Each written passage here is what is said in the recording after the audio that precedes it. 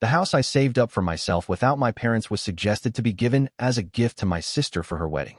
I'm Emily Larson, and I grew up in a small town in Iowa where everyone knew everyone, and the biggest event of the year was the county fair. My parents, Sandra and Charles, were what you'd call old school, the kind of people who still believed every girl should learn to bake a pie before she could ride a bike. I was their first child, and for a little while, I thought that meant something. But then came Lily. Lily was born when I was 5, and I swear, from the moment she came home from the hospital, it was like someone flipped a switch in my parents' heads. Suddenly, everything revolved around her. I remember one Christmas vividly. I had spent weeks talking about this science kit I wanted, the kind that came with a microscope and all these little experiments you could do. I was obsessed with space and chemistry back then, and I couldn't stop dreaming about it. When I finally opened my gift on Christmas morning, I found a frilly pink dress inside. My mom clapped her hands and said, "Now you'll look just as sweet as Lily." I remember holding up the dress and trying to smile, but I could feel the sting of disappointment in my chest. I glanced over at Lily, who was clumsily unwrapping a toy castle that had music and moving parts and flashing lights. She squealed with joy, and everyone laughed along with her. I sat there in my new dress, wondering if maybe I'd done something wrong to not deserve what I actually wanted. That pattern never changed. Every birthday, every school award, every talent I had that wasn't pink or delicate or loud enough to grab attention just got brushed aside. When I was in 4th grade, I won 2nd place at the regional science fair. I came home beaming, carrying a big certificate and a medal on a red ribbon. My parents barely looked up from the TV. "That's nice, honey," my mom said, then turned to Lily, who was doing a little dance she made up in the living room. "Look at that twirl, Lily. You're so talented." By the time I was 10, I'd stopped trying to compete. I knew how it was going to go. If Lily joined a dance class, she got flowers after every performance, even if she forgot half the routine. If I made the honor roll, my dad might pat my shoulder in passing. It wasn't even that they were cruel. It was more like they genuinely forgot I was there unless I was doing something wrong or inconvenient. There was this one summer when I tried to get their attention in the only way I could think of. I stopped doing anything. No chores, no homework, no talking, just silence. I waited for them to notice. It took almost 2 weeks before anyone said anything. My mom cornered me in the kitchen and asked, "Are you going through a phase or something?" She sounded more annoyed than concerned. I shrugged and walked away. It didn't matter. I went back to doing everything, because if I didn't, nothing happened, just more invisibility. Meanwhile, Lily flourished. She was pretty, charming, and naturally loud. She had this magnetic energy that made everyone gravitate toward her. Teachers adored her. Neighbors stopped us in the street to ask about her latest performance or art project. She even got a part-time modeling gig in high school for some local clothing boutique, and suddenly there were framed photos of her in the hallway, on the mantle, in the kitchen. I'm not even exaggerating. You could walk into our house and think we only had one daughter. High school made everything worse. I joined the debate team and made it to state, but that weekend, Lily had a minor dance recital, and of course that's where everyone went. No one even asked if I needed a ride. I hitched one with a friend and spent the night eating gas station snacks and sleeping in a cheap motel with the rest of the team. When I came back with the trophy, I left it on the kitchen counter. 2 days later, it was buried under a pile of mail. I never saw it again. I tried talking to them once. I was 16, and Lily had just gotten a car for her birthday. A brand new blue Corolla with a big silver bow on top. I was happy for her, I guess, but I couldn't help asking, just once, why things were always different for her. We were sitting at dinner, and I said, "You know, I didn't even get a bike when I turned 16. My dad looked up and said, "We didn't have the money back then. Don't be jealous, Emily." Jealous. Like I hadn't spent years quietly swallowing every overlooked moment, every missed celebration, every time they brushed past me like I was part of the wallpaper. I didn't say another word at dinner. And that was that. Lily, to her credit, never seemed to notice. Or maybe she did and just didn't care. We were never close. I think she liked being the center of attention, and maybe deep down she knew it wasn't fair, but wasn't going to give it up. She once told me, half jokingly, "You should smile more. People like you better when you smile." I think that was the last time we had a real conversation. By the time I left for college, I felt like I was escaping. I picked a school 3 states away and paid for it with scholarships and part-time jobs. My parents helped a little at first, but even then, most of their energy went into supporting Lily's acting ambitions. She didn't go to college. She moved to Los Angeles to pursue her dreams, and every phone call was about her. Every holiday visit was a slideshow of her latest headshots and demo reels. I sat there quietly, sipping coffee, waiting for it to be over. They say the squeaky wheel gets the grease, but sometimes it feels like the quiet ones get erased. That was my childhood. A long stretch of being decent, being kind, being good, and getting nothing but the leftover crumbs of someone else's spotlight. And if you asked my parents today, they'd probably tell you they love both their daughters equally. But love isn't what you say, it's what you notice. And they never really noticed me. I honestly thought that maybe, just maybe, if I worked hard enough, they'd finally see me. That was my logic for years. I told myself that love might not come naturally in our house, but respect could be earned, and if I earned enough of it, maybe one day they'd stop looking through me like I was just the background to Lily's show. So I threw myself into school. I was the kid who actually liked homework, who begged for extra credit, who stayed up late reading books on chemistry and astronomy while Lily practiced her pirouettes in the living room to applause. By the time I was 12, I had developed a passion for robotics and enrolled in every science elective my middle school offered. I didn't care that the other kids thought I was a nerd. I didn't care that no one invited me to birthday parties or sleepovers. I had a plan. I wanted to build something, invent something, prove something. That year, I entered the Iowa State Science Fair with a project I'd been working on for months. It was a small-scale irrigation system designed to detect soil moisture and release water only when necessary. Pretty basic by grown-up standards, I know, but for a 7th grader, it was a big deal. I did all the calculations myself, wrote a 15-page report, and even constructed a working model using parts from an old fish tank and some scrap PVC pipe. I practiced my presentation every night in front of a mirror. I even bought a new blouse with money I saved from babysitting just so I'd look professional at the fair.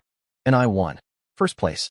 Out of over 200 entries statewide, a panel of engineers and science teachers voted me number 1.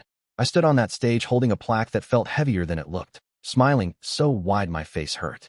I imagined, for just a second, how proud my parents would be. We drove home in silence, the awards sitting awkwardly on my lap. When we got back to the house, I followed my dad into the kitchen and held up the plaque like it was some kind of holy offering. He looked up from the newspaper, nodded, and said, "Good job, Emily." Then he turned to my mom and asked, "Did you see the video of Lily's solo? She really nailed that jump spin." That was it. No dinner celebration. No family photo. No mention of it the next day.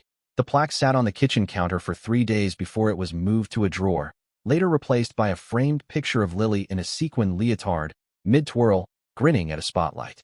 That was the moment it really clicked for me. Love in our house wasn't unconditional. It was transactional. It was applause and pageantry and sparkly costumes. It was hugs for pirouettes and praise for pretty smiles. It was never for effort. Never for quiet achievement. Never for me. I kept trying. Not because I still believed it would change anything, but because giving up would have felt worse. I joined math club, volunteered at the library, even picked up violin just so I'd have something that looked impressive on college applications. I came home with certificates, medals, even a regional essay contest trophy in 9th grade, and every single time the reaction was the same: mild interest, quickly overshadowed by whatever Lily was doing that week. Once, I asked my mom if she could come to a school assembly where I was being recognized. She sighed and said, "Oh, honey, Lily's rehearsal runs long that day. Maybe your teacher can record it for us." That was the year I stopped inviting them to anything.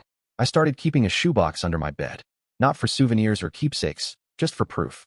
Ribbons, event programs, score sheets, a few kind notes from teachers. It felt pathetic, but it was the only place where my accomplishments actually lived, where they couldn't be ignored or brushed aside for a new leotard or another stage light. People at school thought I was lucky. They'd say things like, "Your sister's so pretty," or "Your parents must be proud of you both." I never corrected them. I didn't want pity.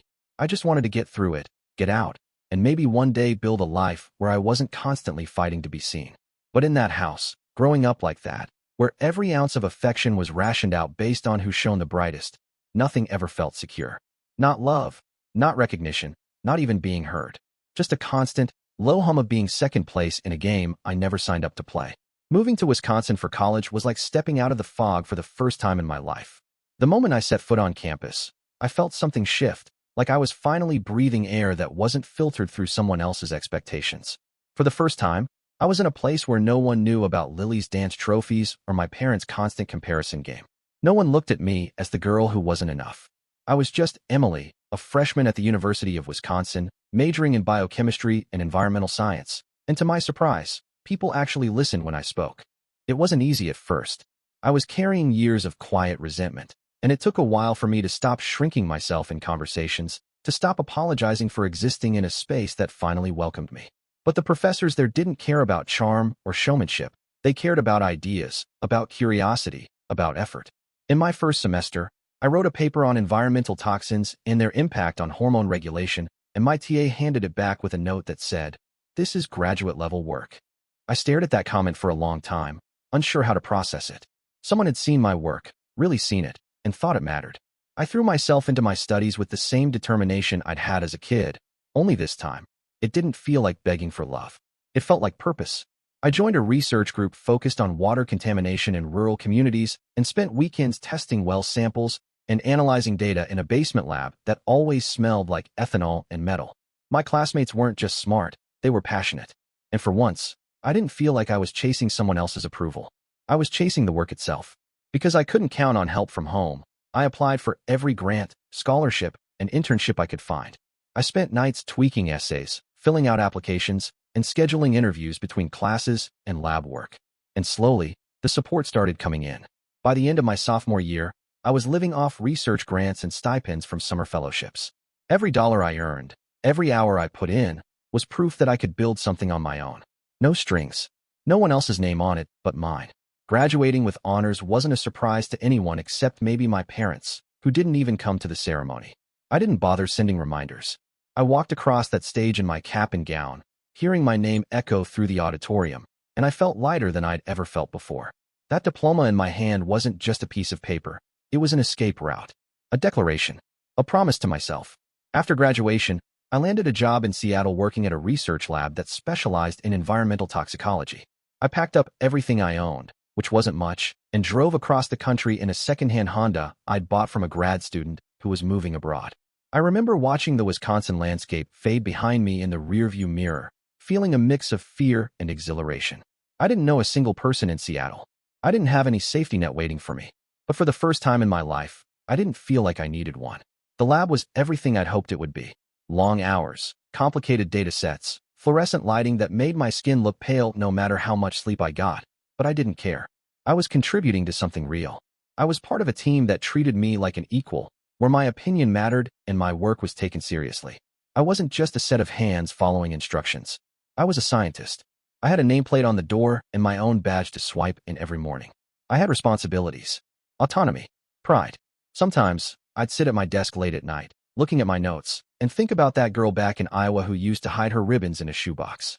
I'd think about how far she'd come, not because anyone handed her anything, but because she refused to disappear, because she kept pushing, even when no one was watching. In Seattle, I wasn't anyone's second choice. I wasn't a shadow.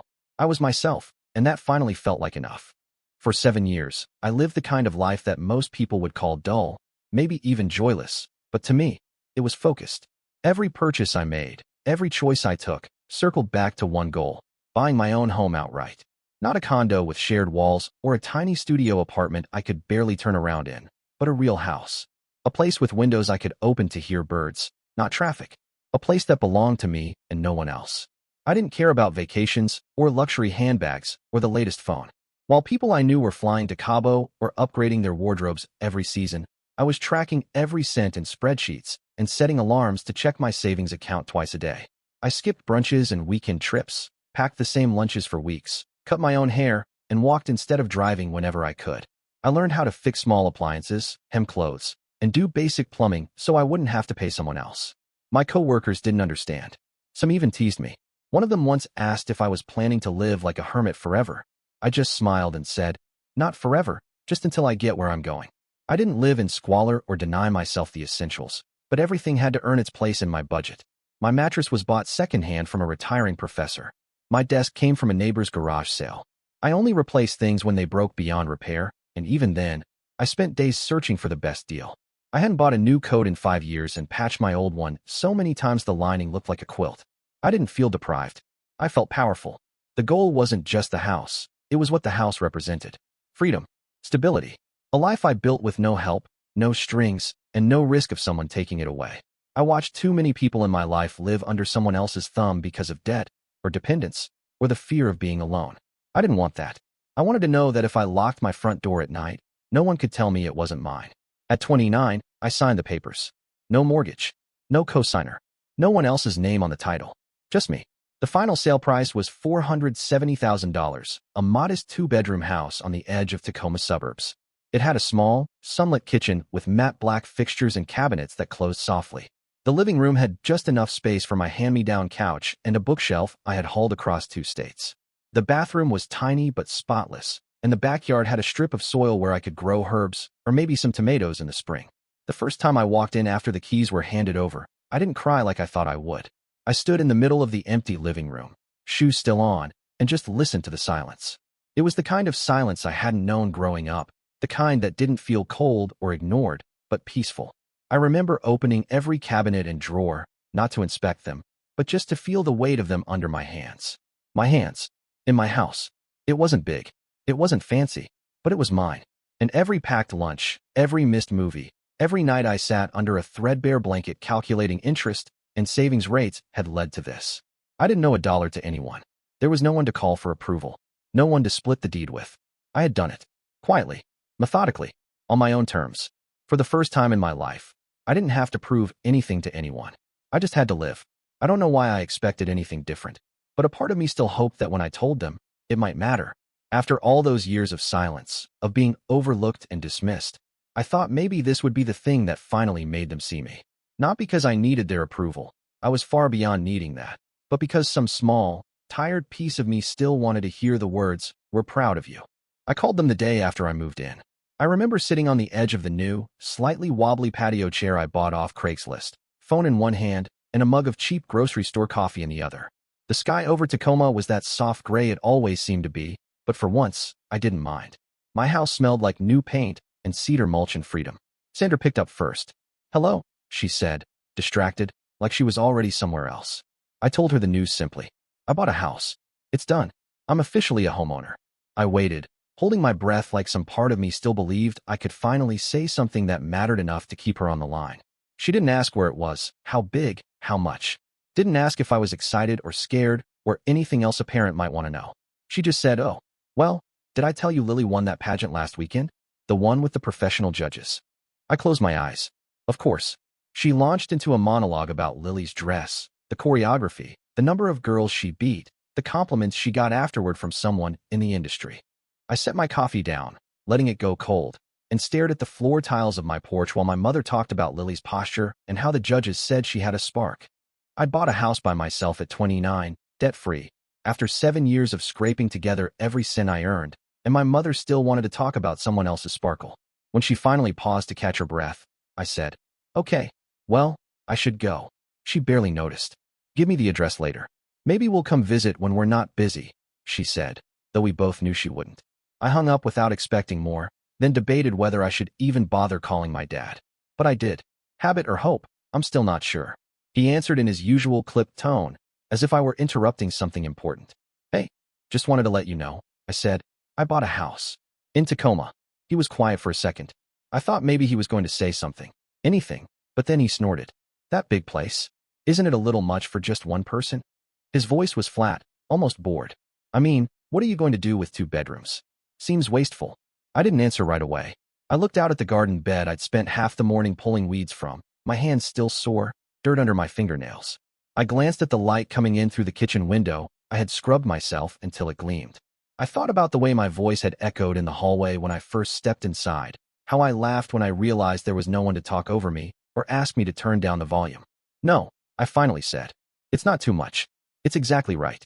I ended the call before he could say anything else and sat there for a long while, listening to the wind in the trees at the edge of my yard. Their words didn't surprise me. I'd stopped expecting warmth from them a long time ago. But what surprised me was how little it hurt. I wasn't crushed. I wasn't angry. I didn't cry or stew or wonder what was wrong with me. I just felt done. And free.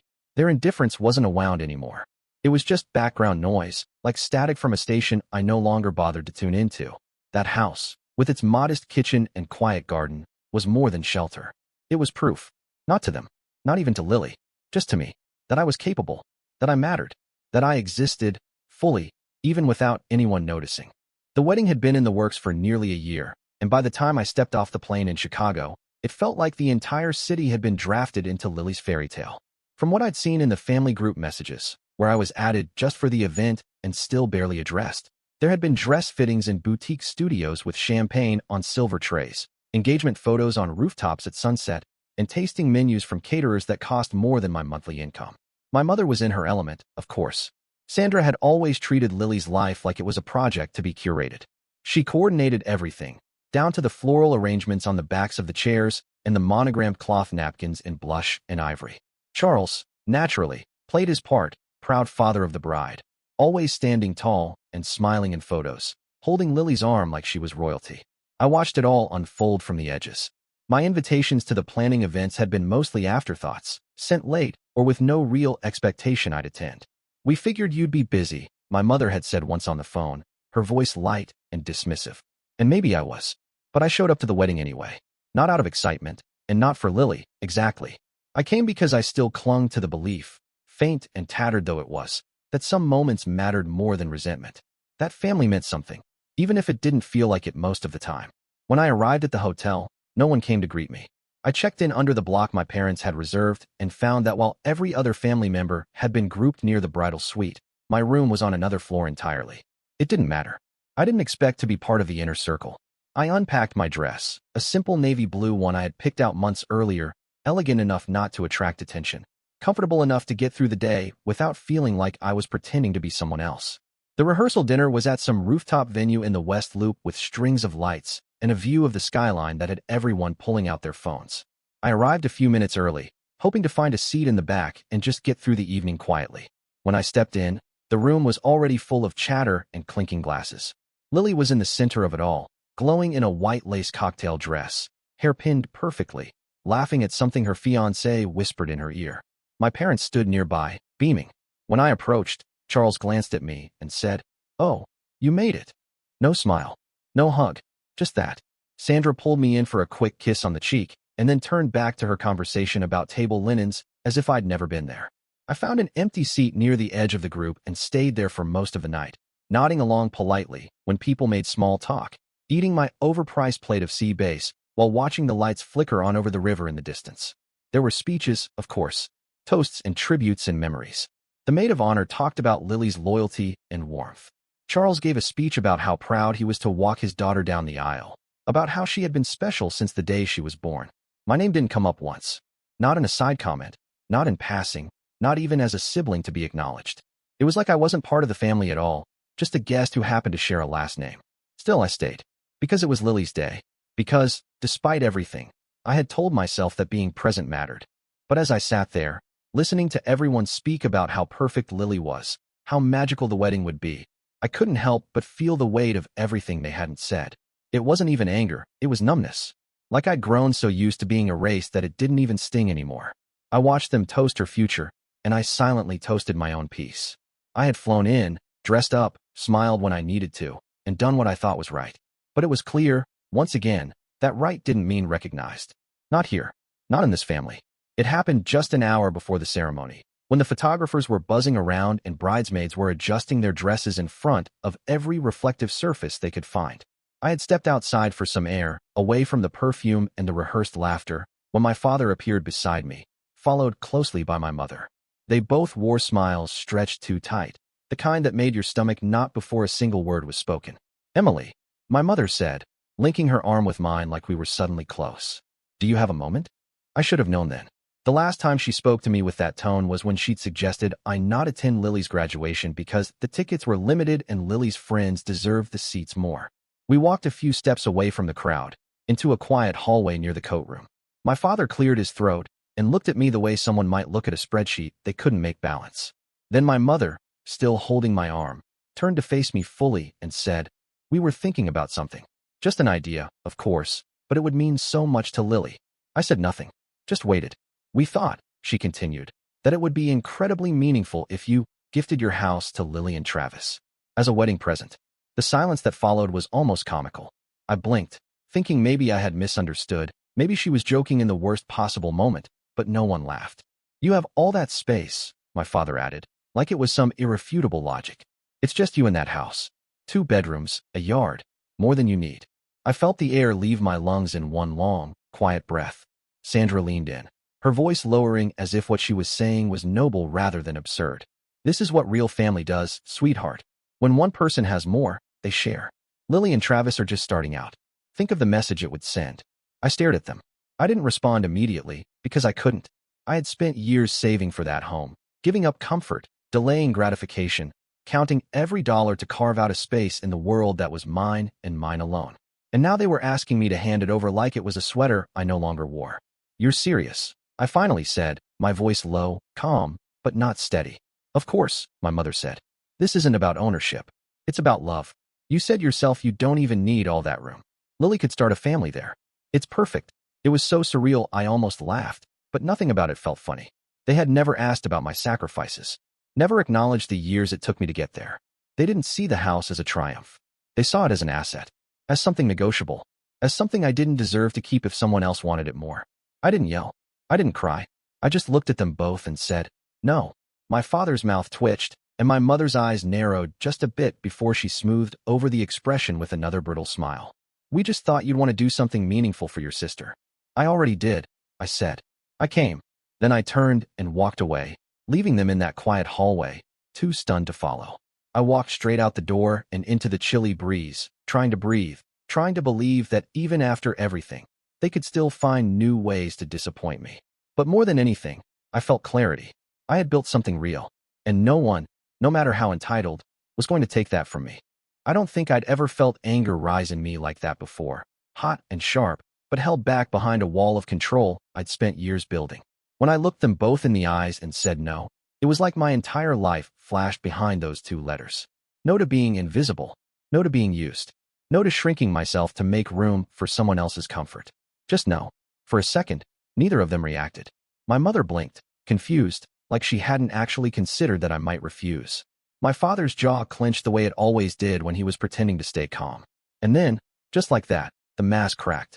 "You ungrateful little brat," Sandra hissed, her voice dropping low, venom replacing the sugar she'd coated everything in just minutes before. "After everything we've done for you, after everything we let you be." But I didn't back down. I just looked at them and said, "You didn't let me be anything. You ignored me.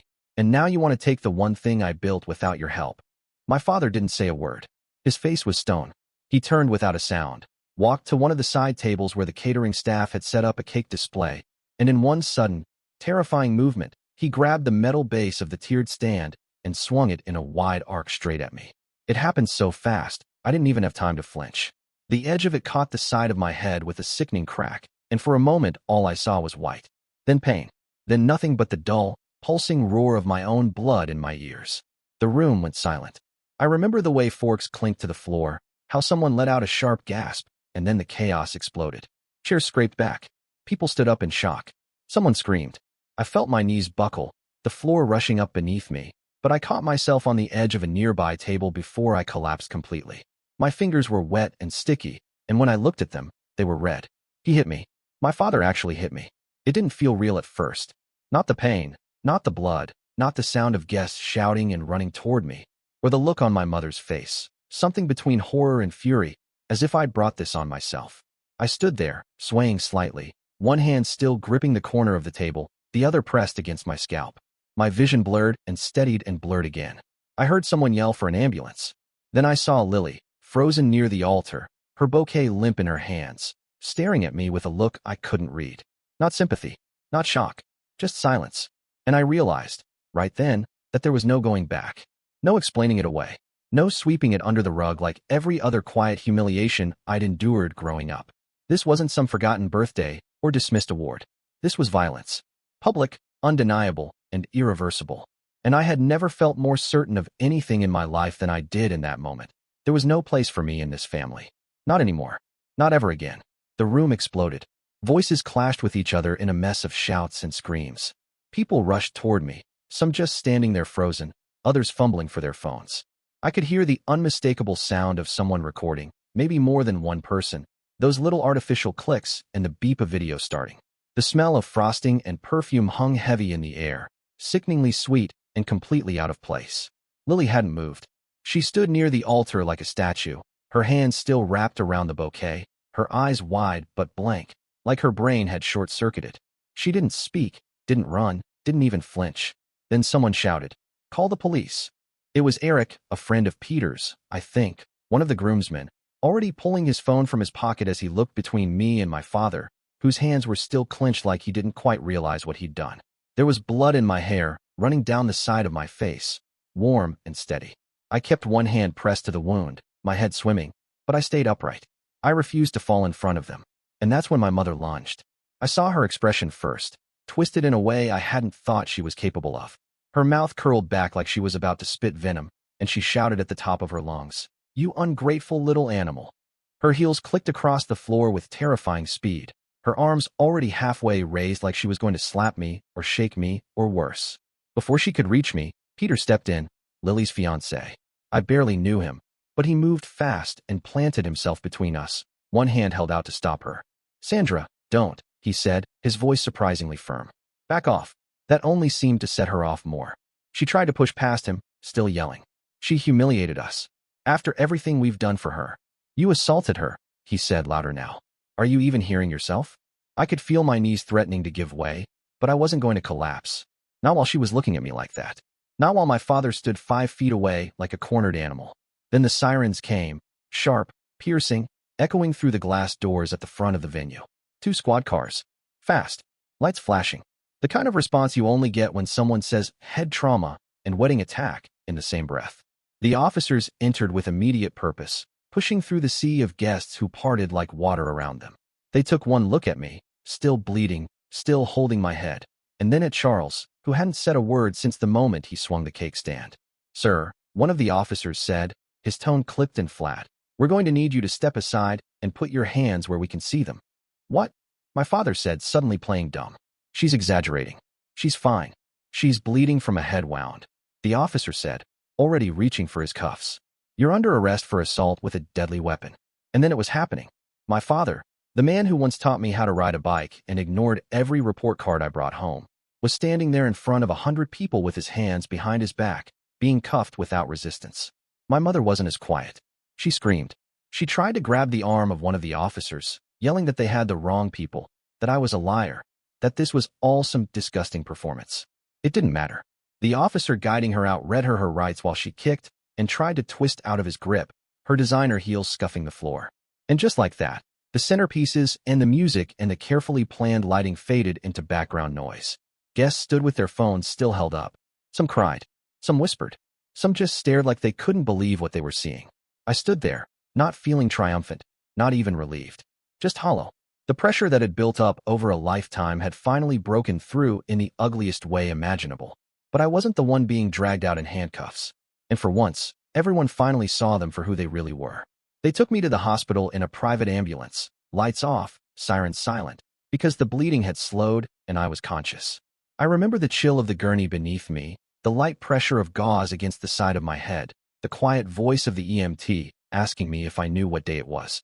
I answered automatically, but my mind was still stuck in that hall, replaying everything. My father's hand, the weight of the metal stand, my mother's scream, the cuffs, the silence that followed.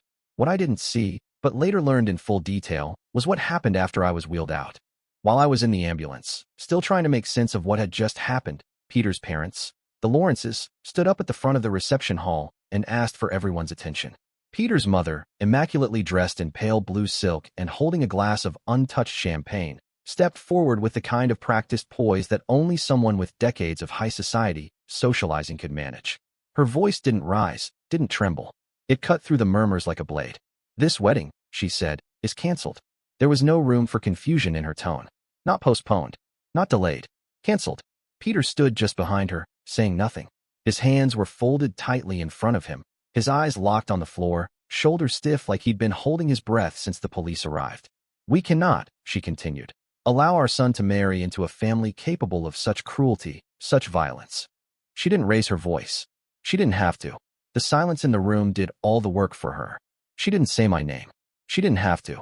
Lily, still in her dress, still clutching her bouquet, remained frozen near the altar. Her mouth was slightly open, but no words came out. No protest. No denial. No outrage. Just quiet shock. And then, one by one, the guests began to leave. No more music. No more clinking glasses. No more photographers darting through the room. Just the soft, dull thud of chairs being pushed back and heels clicking toward the exits. Some left in groups, whispering to each other as they passed the wedding cake that never got cut. Others walked alone, silent, their faces stiff with discomfort, as if the shame was contagious. By the time I was being examined in the ER, the venue was nearly empty. No dancing, no vows, No first kiss. Just broken glass, cold food, and the echo of a family finally falling apart in front of everyone who ever mattered to them. Filing the lawsuit wasn't a question of revenge. It was about drawing a line that should have been drawn years ago. After I was discharged from the hospital with 9 stitches and a mild concussion, I sat in my quiet kitchen in Tacoma, a cold compress pressed to the side of my face, and went over everything in my head. The blood, the screaming, the sound of metal hitting bone. The way my mother had lunged at me while my scalp was still bleeding. And I thought, no more. I wasn't going to let them walk away from this the same way they'd walked away from every other cruel, manipulative thing they'd done. This time, they crossed into something the world couldn't ignore. The evidence was overwhelming. Dozens of videos had surfaced within hours of the wedding. Shaky footage captured on phones showing my father swinging the stand, my mother screaming, Peter blocking her from coming at me again. Guests came forward without hesitation. Eric submitted a written statement. The caterers, the photographer, even Lily's wedding planner, who had only met my family that week, wrote a formal affidavit detailing my parents' behavior throughout the rehearsal and ceremony. The medical reports were straightforward: blunt force trauma to the head, concussion, and minor lacerations consistent with a heavy object. I didn't need to embellish anything. The truth, laid out plainly, was more than enough. The trial didn't drag on for long.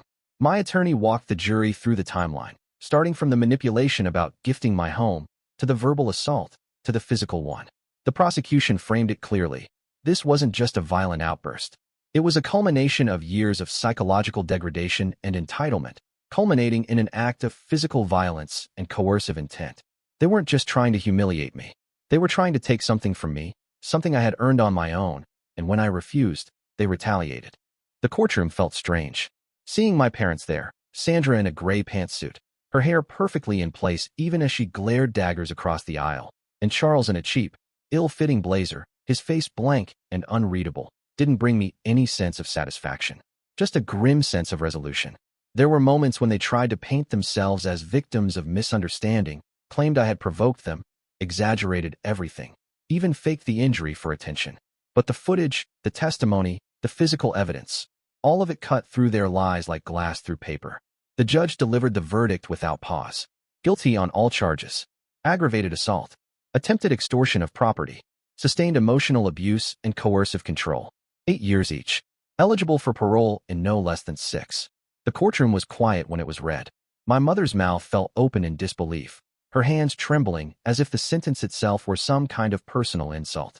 My father didn't react at all, just stared forward, as if the words didn't register. I didn't smile. I didn't cry. I just sat there and breathed. Because for the first time in my life, something had been acknowledged out loud. Not in whispers, not in half-truths or silence. Publicly, officially, they were guilty, and I was no longer the quiet one they could walk over. Justice didn't erase what they had done, but it finally put an end to pretending they hadn't. After the trial ended, it felt like someone had finally opened a window in a room where I'd been holding my breath for decades. The silence afterward wasn't empty, it was peaceful. I went back home to Tacoma and tried to settle into a life without looking over my shoulder, without second-guessing every decision or bracing for someone to undercut me. And then, out of all the people I never expected to hear from again, Peter called. It wasn't dramatic. He didn't make a speech. He just said he wanted to check on me, that he hadn't stopped thinking about what happened, that what my parents did had shattered something in him too. He told me he had ended things with Lily the same night, even before her family left the venue in police cruisers. I couldn't marry into that, he said, but I also couldn't forget what you stood for in the middle of all of it. At first, our conversations were cautious, 2 people nursing wounds from the same explosion. But they became regular, then easy, then something more. He moved out to Washington a few months later. There was no big plan, no overthinking. He just said he wanted to be where I was. We kept things simple. No rings forged from family heirlooms, no dramatic engagements. Just 2 people choosing to start again, without noise, without damage. When we got married, it was quiet. A courthouse ceremony. 2 friends as witnesses. No guests, no parents, no matching linens or violin quartets. I wore a pale gray dress I'd found secondhand. He wore a navy jacket with a loose thread I kept forgetting to trim. We said our vows in the same backyard I'd planted lavender in the spring before, and afterward, we made grilled cheese and tomato soup in the kitchen I had scrubbed down myself when I first moved in. That house, the one I'd fought for, bled for, protected from everyone who once thought they could take it, became our home. We filled it with music and books and long evenings of laughter over stupid jokes. It still wasn't fancy, and some corners still needed paint, but it was real.